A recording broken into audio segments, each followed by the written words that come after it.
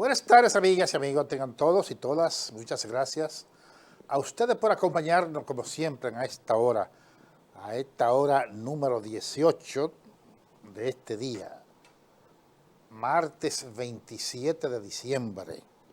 Avanzamos aceleradamente a sepultar este año 2022. Hoy, bueno, un día bonito, soleado, si se quiere agradable, no como son diciembre, de frío o muy fresco el día y frío la noche, sino un día cálido, no de calor, pero un poco cálido, en medio de este cambio climático tan radical.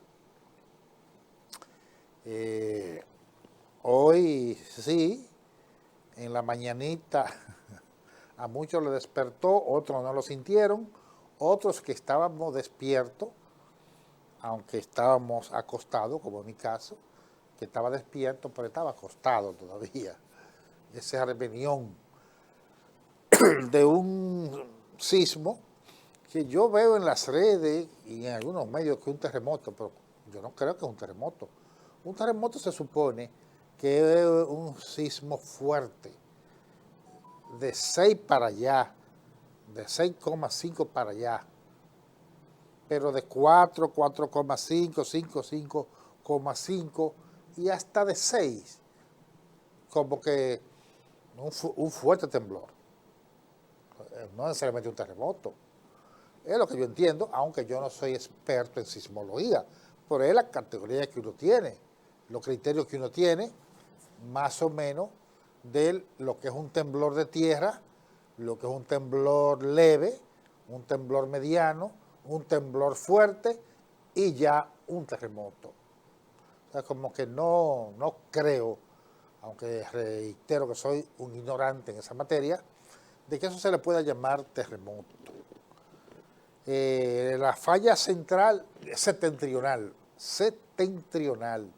esa falla que está ahí, que entra al mar por Manzanillo, Montecristi y sale al mar por la bahía de Samaná o por los Haitises, en fin, y que cruza todo este Cibao y que está por allí por la cordillera septentrional. Una espada de Damocles sobre nosotros, sobre nuestra cabeza, que está ahí y no es la única, para colmo no es la única. El terremoto, podríamos llamarle así terremoto, del 22 de septiembre del 2003, ese no fue en la falla septentrional, aunque fue cerca de la septentrional, pero su epicentro estuvo en el mar, frente al aeropuerto de Puerto Plata. Y hay otras fallas en el sur y en el centro del país. O sea que estamos rodeados por el enemigo, por toda parte. Lección para aprender, tener la cultura antisísmica, que nos falta mucho, y también para saber dónde construir y cómo construir. Cómo construir. Porque este es un país de gente vanidosa que al construir una casa le gusta la fachada, le gusta la decoración, la forma del frente, el diseño. Eso es lo más importante y no.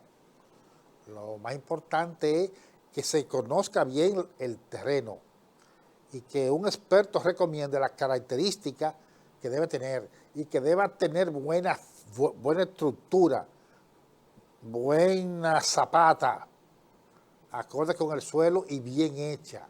Eso es lo importante, no es la fachada. No va que la fachada es lo que se ve, y como este es un país de parejeros y vanidosos, la gran mayoría, pero tenemos que aprender a saber que estamos bajo una amenaza, y que un día puede estallar, y que la vivienda, el edificio donde estemos, lo pueda resistir, que es lo más importante. Esa es la mayor belleza. Sí, la técnica de construcción ha avanzado mucho en el país, se ha adoptado nuevas formas, los nuevos adelantos. Yo diría que la mayoría de los edificios que se construyen sobre todo del sector privado, que también vamos a decir que del Estado, pero, sobre todo, pero el sector privado es más confiable en ese sentido. Se construyen bien, con criterios profesionales y técnicos, atendiendo a las normas antisísmicas, y eso nos puede dar un poco más de tranquilidad. Todas esas grandes edificaciones que vemos, esa es la realidad. El Estado, suponemos que también la va aplicando y la va mejorando, pero tú sabes cómo es el Estado en este país. Todos sabemos. Donde se da una contrata a un político, a un ingeniero, y que hay que sacarle lo de este, sacarme lo mío, sacarle lo de aquel, y muchas veces, además de que abultan el precio, es a costa de la calidad, para ganar más. El sector privado no es tanto así, no porque sean santos, ni sean, pero se rige por otros criterios. Generalmente esos son proyectos financiados, asegurados. Los estados no lo asegura a nadie, no lo financia nadie más que el Estado. Ahí hay más fiscalización y tienden a hacer la cosa un poco mejor.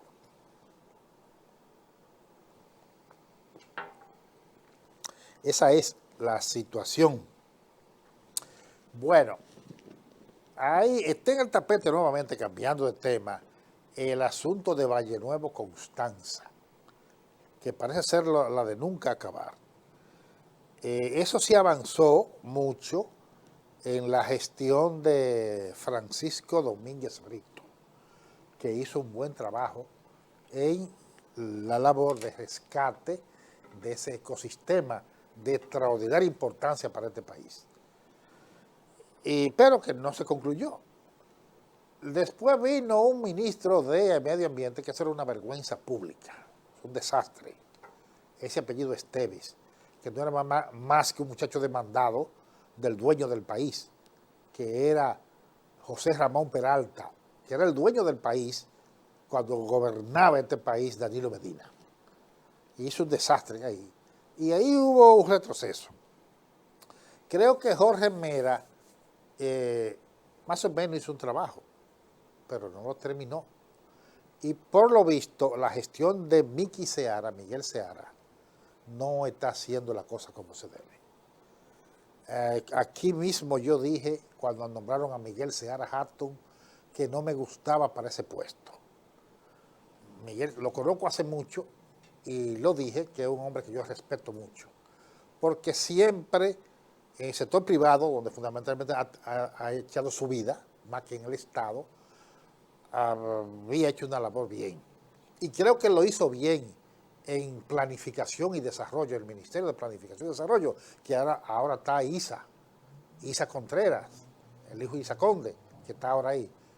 Y que no porque yo necesariamente desconfíe de sus buenas intenciones, ni de su capacidad, no, de Miguel Seara Hatton. Pero no creo que ese sea el perfil, ese puesto no es para él. Seara Hatton es un hombre de la economía, del pensamiento económico, de las estadísticas, de las variables económicas, de la planificación, de los proyectos económicos, no de ríos, no de árboles, no de bosque, no de grancera, no de fauna, no de flora. Ese no es el perfil de Miki Seara. Y no creo que esté haciendo un buen trabajo. No necesariamente que sea corrupción, porque no hace un buen trabajo, no necesariamente es corrupción. Una gente puede ser que no se tome un peso y no hacer un buen trabajo, porque no es lo mismo. Inclusive hay gente que mete la mano y más o menos en otro aspecto de su departamento, de su ministerio, hace algún buen trabajo. No que se justifique meter la mano, pero no me gusta Miguel Seara para ese puesto. Miguel Seara es un burócrata, es un tecnócrata y tolócrata. Es un hombre de acción, pero más de aire acondicionado, no de lomas, ni de barrancas, ni de montañas. Entonces me preocupa lo de Valle Nuevo. Y hay otras críticas, no solamente en Valle Nuevo, a gestiones de Miki Seara, porque me da la impresión que él no domina bien ese ministerio y que entonces subalterno de él posiblemente sean los que tengan muchas funciones. Y ahí están los politiquitos que se la andan buscando y ese permiso para que tumbe árboles, tómalo y dame lo mío. Y allí, y puede ser que haya muchas cosas que ni siquiera él la controle. No por falta de capacidad, sino que esa no es su área. Bueno, vamos a ver. Me preocupa medio ambiente, dirigido por un buen profesional, muy calificado, y un hombre de una trayectoria positiva en este país, como Miki Seara, a quien conozco. No somos amigos, pero lo conozco. Esa es la situación. Bueno, Nueva York lo declaró Biden en estado de emergencia. Emergencia ante la tormenta, ante el desastre, ante la situación presentada por la tormenta de nieve. La declaratoria de emergencia federal, del gobierno federal, es para inyectarle recursos para enfrentar con más eficiencia esa situación. Nos preocupa, ya que es la segunda ciudad de este país, en habitantes. La situación, además, no solo por los dominicanos, también me preocupa por otros ciudadanos, no importa que sean norteamericanos. Esa situación de Nueva York y de otros estados, pero en Nueva York es donde viven más dominicanos y dominicanas. Oye, ya dice que ya son 50 muertos, no en Nueva York, sino en Estados Unidos, en toda la nación. Ya va en esa cifra. Y fíjense, son montañas de nieve que hay en las calles. Eso es peligroso, eso es tenebroso lo que está pasando. Hay por el loma lo que hay en las calles.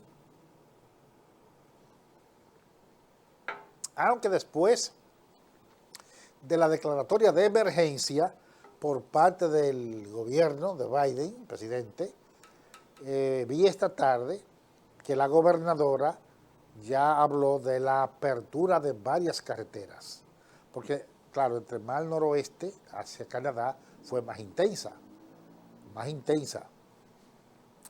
Recuerdo que no hace mucho que terminó una carrera en Rochester, más al noroeste de Nueva York, mi hija mayor, ya no está allá, terminó una maestría, Universidad de Rochester, no lejos de los grandes lagos, de los lagos, catarata, y de la frontera con Canadá, y esa es la zona más afectada. Pero todo el estado de Nueva York y todos los estados del norte y centro de Estados Unidos, incluyendo hasta la Florida, que ya es prácticamente en el trópico, que bajó de cero la temperatura. Situación preocupante, pero bueno, ya parece que la cosa va, qué sé yo, reanudando algunas carreteras, abriendo algunas conexiones de avenidas, calles, y ojalá eso se pueda ir disipando un poco esa tormenta terrible que afecta la ciudad de los rascacielos, mayormente, aunque casi todo Estados Unidos. Muy preocupante este panorama, muy preocupante. Bueno, en otro aspecto, estuve leyendo el último artículo que me llegó hoy, que gentilmente él me lo envía todos los artículos, el doctor Negro Veras, antes de ayer, por las redes, se lo comuniqué, que antes de ayer estuvo de cumpleaños, su 84 aniversario, y le expresé mis felicitaciones y se las reitero por acá. Y me gustó mucho el artículo de hoy de doctor Negro Veras, y se refiere a la homilía, vamos a llamar así, aunque no se le llama así, creo yo, a lo del Papa, pero es una homilía que lanzó en Roma, en la Misa del Gallo, la tradicional Misa del Gallo en la Basílica de San Pedro, con motivo de Nochebuena, Navidad. Y Negro reconoce los méritos, las actitudes positivas que ha traído a la iglesia y llegó en un momento preciso con muchas situaciones de retroceso, de estancamiento y negativas dentro de esa poderosísima institución que está casi en todo el mundo. En unos países más fuertes, en otros menos fuertes, pero casi en todo el mundo, aunque no en todo el mundo. Y se refiere a esas expresiones del Papa sobre el dinero, el poder y el placer que tanto influye para alienar al ser humano, que detrás de esos tres elementos llega a ser cosas tan negativas. Y en gran parte por eso son los problemas del mundo. La ambición, la avaricia, el deseo de tener, de acumular, en lo individual y en los países. País que quiere explotar a otro, que quiere robarle a otro, que quiere ser poderoso a costa del otro, que se ponen intercambios comerciales y políticas internacionales negativas para favorecer a los grandes y perjudicar a los chiquitos.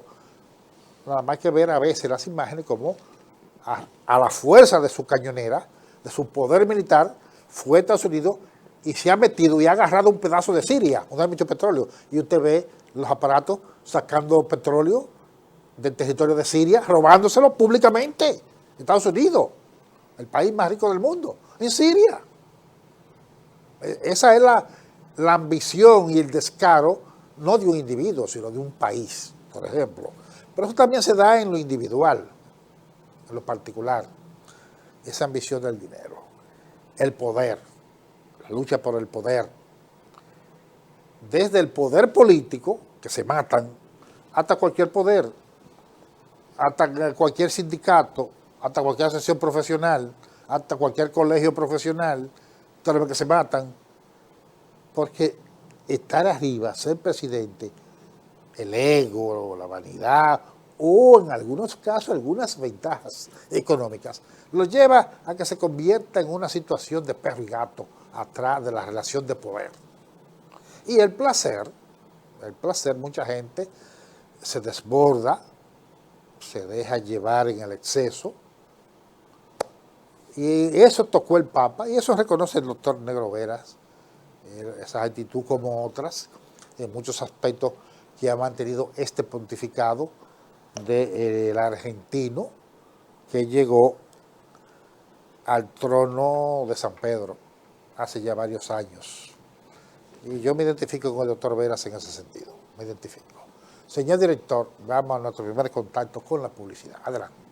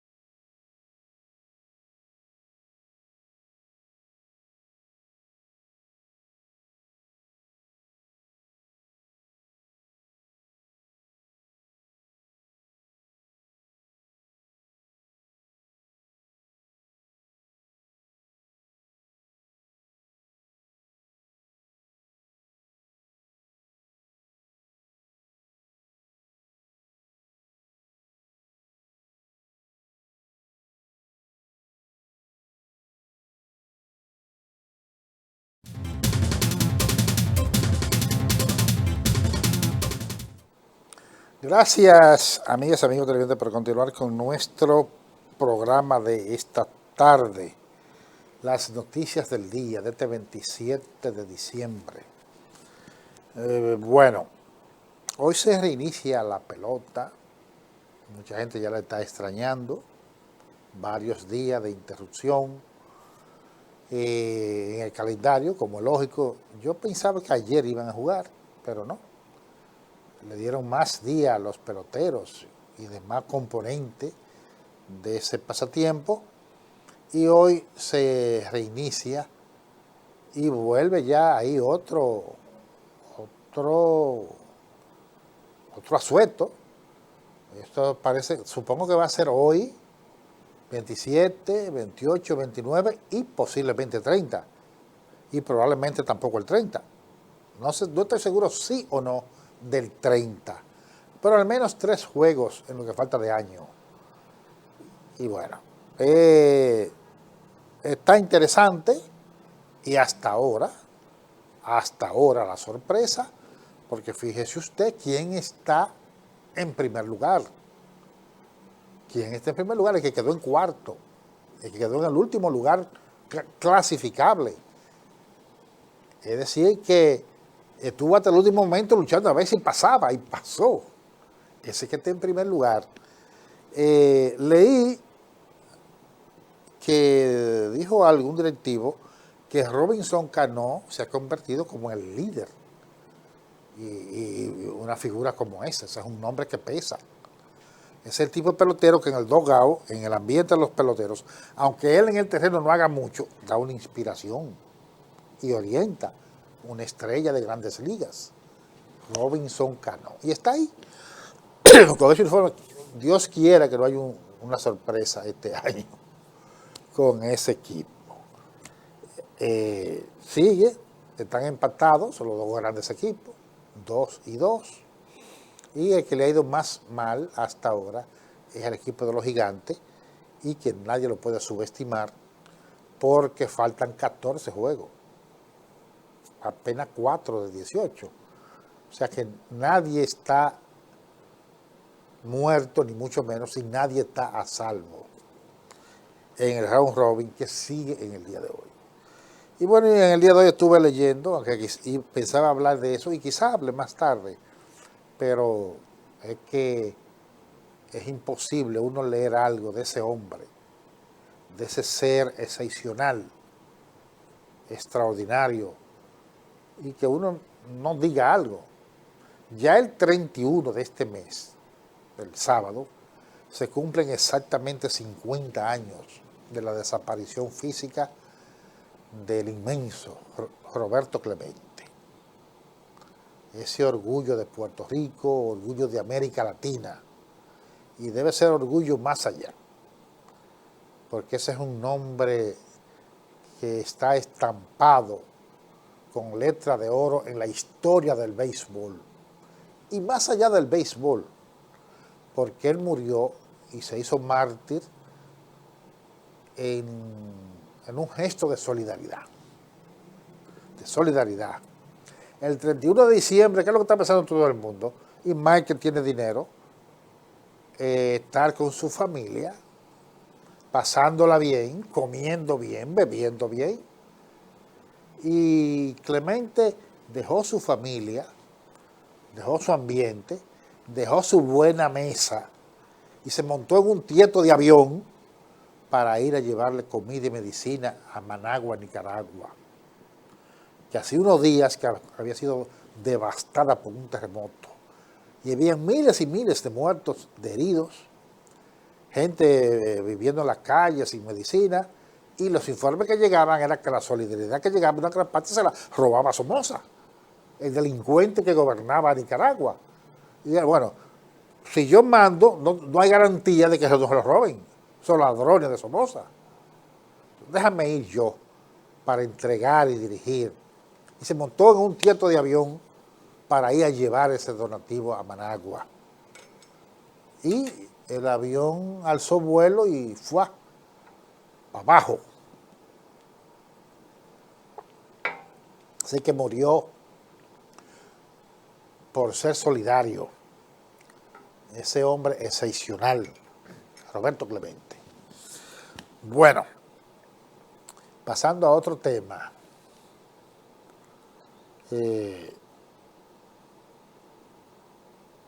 Hoy se informó que condenaron 10 de los 13 acusados del intento de asesinato a David Ortiz. Pero yo me sorprendí, pero eran 13 acusados.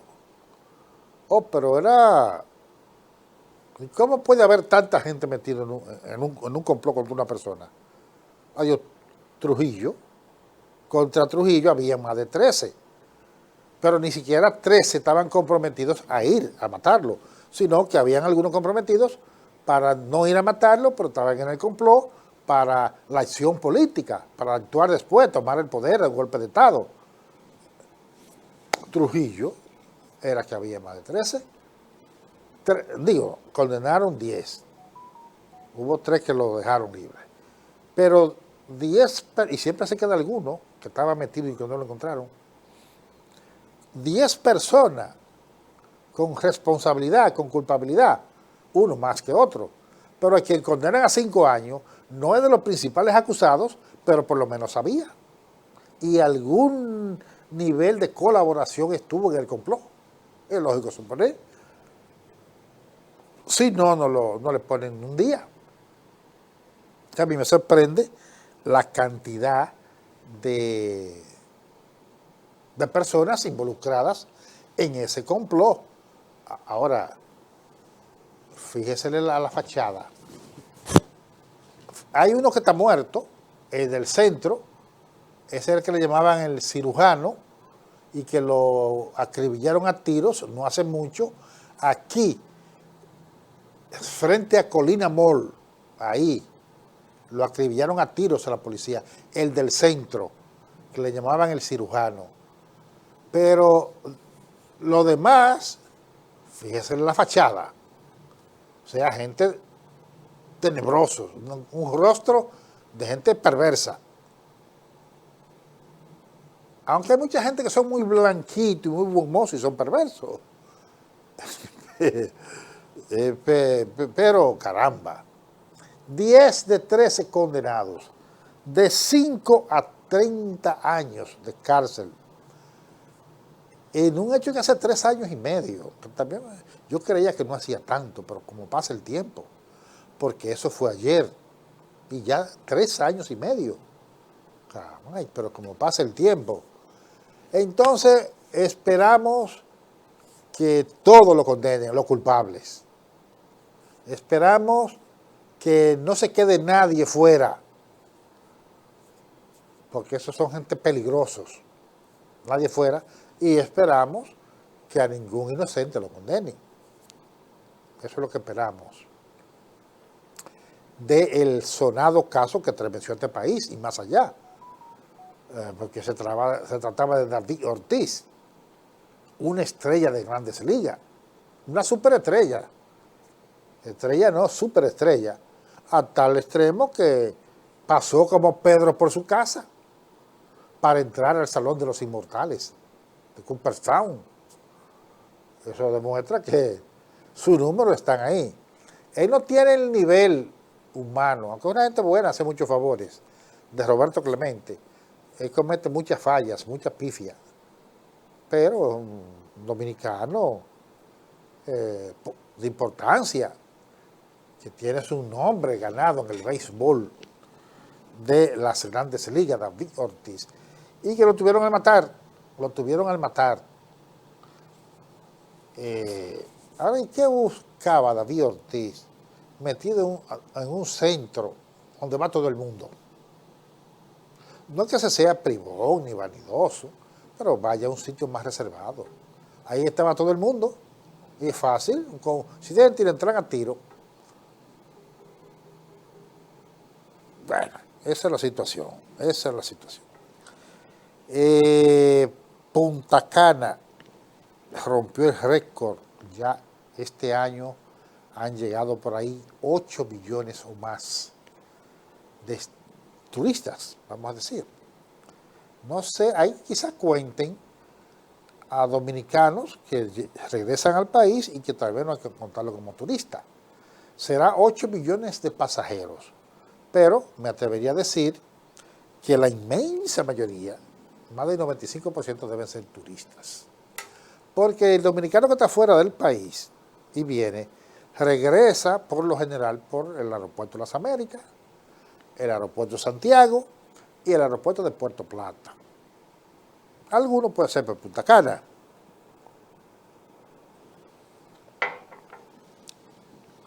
$8 millones de pasajeros por el aeropuerto de Punta Cana.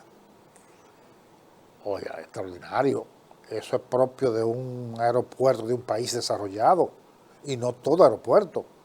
Porque muchísimos aeropuertos de países desarrollados que son en estados que casi nadie va, sino aeropuertos de ciudades importantes de países desarrollados. Claro, hay que ver el polo turístico que es Punta Cana. Y por eso, en las últimas semanas del gobierno de Danilo, un grupo económico, competencia del grupo Punta Cana, inició la construcción de un aeropuerto, creo que en Cacana o Bávaro. Bueno, no Bávaro bien, por ahí, en Higüey, cerquita, la Altagracia.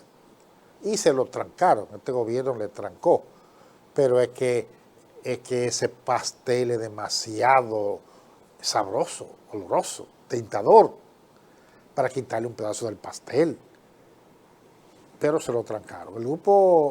Este aeropuerto del grupo Rainieri y el otro, los Azuri y otros sectores económicos, buscando un pedazo de ese pastel tan oloroso, tan sabroso.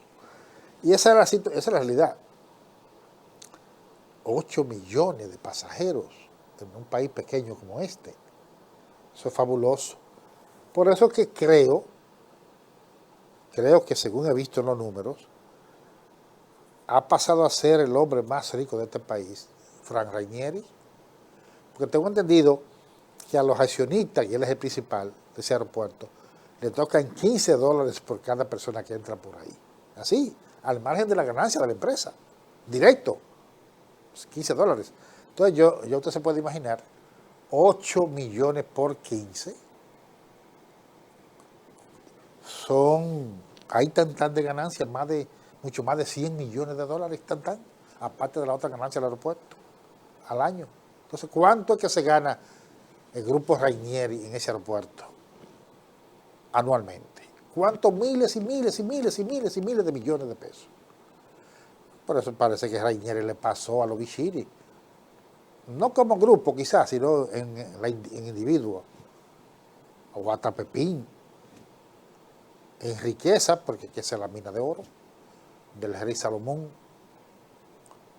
Solo el aeropuerto. Y todo el grupo Punta Cana. Es decir, que indudablemente que ese aeropuerto ha sido el negocio del siglo. Y bueno, y ya que estamos hablando de economía, está subiendo el dólar. El dólar está subiendo un tanto, ya se acerca a los 56. Y hace poco que estaba alrededor de 53. Subiendo el dólar, devaluándose nuestra moneda. Eso debe ser un tanto preocupante. Y también está subiendo el petróleo. Y hoy subió porque Putin anunció, porque países de Occidente le dijeron, le vamos a comprar petróleo a Rusia, pero no más de este precio. ¿Y cómo usted le puede poner el precio al ajeno? Un precio tope al petróleo de Rusia, tanto. Es el mercado y otros factores lo que determinan el precio del petróleo. Y como lo venda Arabia Saudita, como lo venda Irán, como lo venda Irak, como lo venda los Emiratos Árabes, como lo venda Venezuela y como lo venda México, como lo venda todo el que produce tiene que vender a Rusia, porque es un mercado internacional. No, el precio de Rusia es tal, mucho más barato. Entonces Rusia dijo, no se le vende petróleo a eso que pusieron un precio tope. ¿Qué significa? Que son países desarrollados, los que más demandan, Entonces, eso salen a buscar para lo que venden. Entonces, ahí hay más demanda en los otros. Y ahí sube el petróleo. Y eso es tan a nosotros cuando sube el petróleo. Y se está acercando, si es que ya no llegó, posiblemente ya llegara a los $80 el barril. Y hace pocos días que está más de 75, $76 el barril. Así que mala noticia en el plano económico. Sube el dólar y sube el petróleo. ¿Eso qué implica? Mayor posibilidad de inflación, de carestía. Un país donde hay carestía, donde hay inflación, donde hay altos precios. Así que mala noticia para recibir el 23. Señor director, vámonos nuevamente a un contacto con la publicidad. Adelante.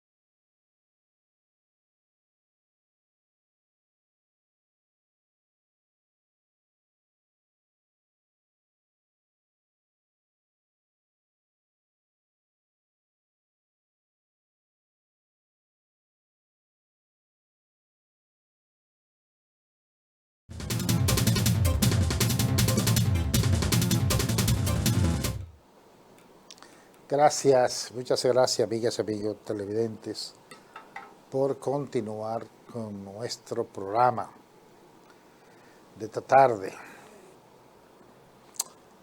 Bueno, vi que el bloque de diputados del PLD expresó su radical oposición a la aprobación de la ley de fideicomiso para el sector público. Ya esa ley fue sancionada por el Senado. He visto otras críticas de economistas que entienden que es un retroceso en materia de transparencia en el Estado.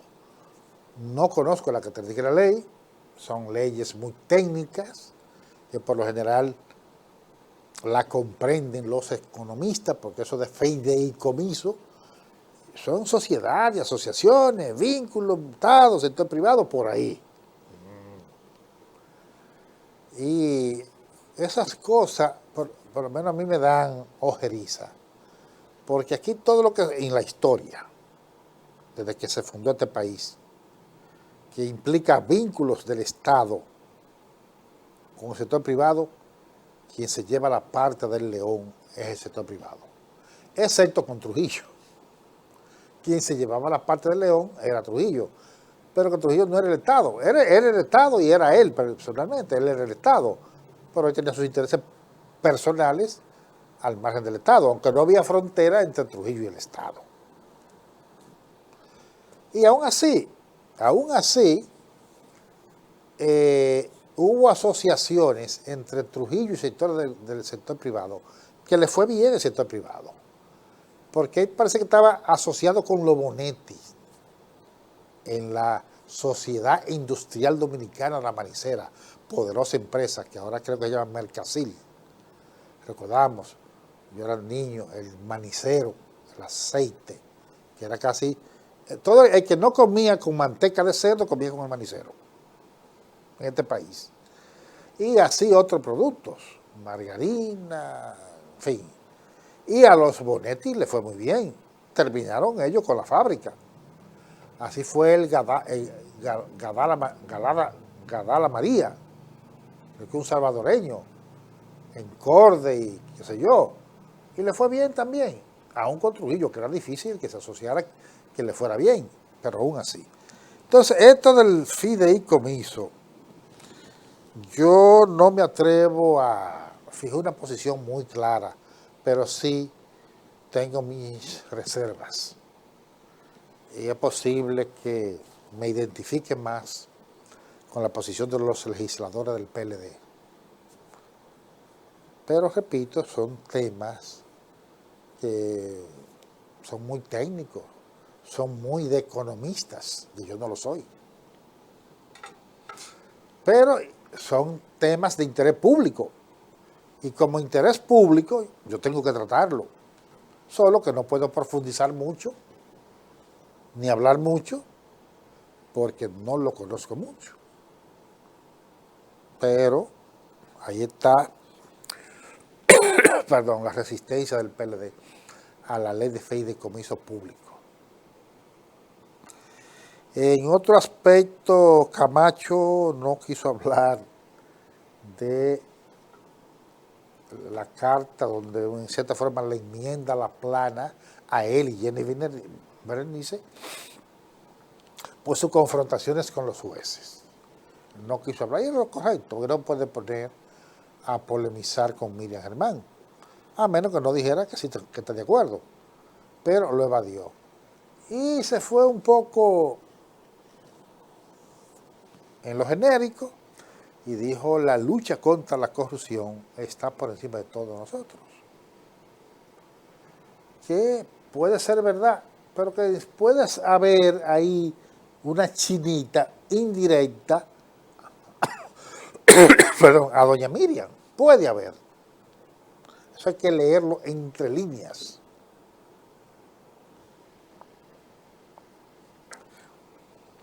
¿Qué más le pueden sacar esas entre líneas a la gente inteligentes? Que yo no soy.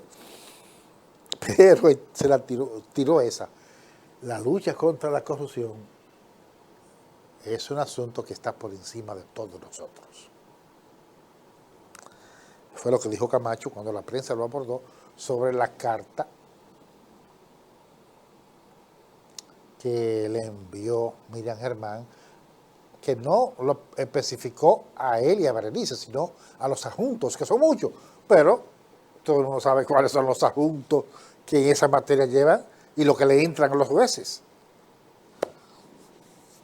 Por cierto que es posible que hoy o mañana el Cáceres vaya para su casa. Ahí es donde se quejan Berenice y Camacho. Y mucha gente se queja. Claro, con eso no los jueces no violan la ley. A uno le da cierto temor de que eso pueda contribuir a que las cosas no lleguen lejos, sí, pero con eso los jueces no violan las leyes. Eso entra dentro de la ley, una, y eso no es que lo han descargado, que lo han absuelto, no, la cosa sigue igual, solo que ahora están más tranquilos en su casa. Pero ya va para la calle el Cáceres, el que era de la escolta del presidente, y la pastora, que eso acabaron con este país, la escolta de Danilo Medina, acabaron con este país. Claro, Dios mío, ¿pero qué gobierno fue ese? Espantoso, espantoso. Y bueno, y hoy los censitas, los que hicieron el censo en la capital, piquetearon las oficinas de la ONIS, el organismo de estadística, que organizó y dirige, coordina las labores del censo para que le paguen su viático, su dieta, porque parece que a muchos no le han pagado, o no se lo han pagado todo, porque yo me niego a creer que haya algunos que no le han pagado nada, por lo menos parte. Pero hoy hicieron un piquete, reclamo, para que le paguen en la capital. Esa es la situación. Bueno, hemos terminado por esta tarde. Yo les agradezco a ustedes que me hayan acompañado, como cada día. Y les invitamos para mañana. Y hay que cuidarse mañana de las bromas, porque mañana es Día de los Inocentes. Aquí nos encontraremos a las 6 de la tarde. Hasta entonces.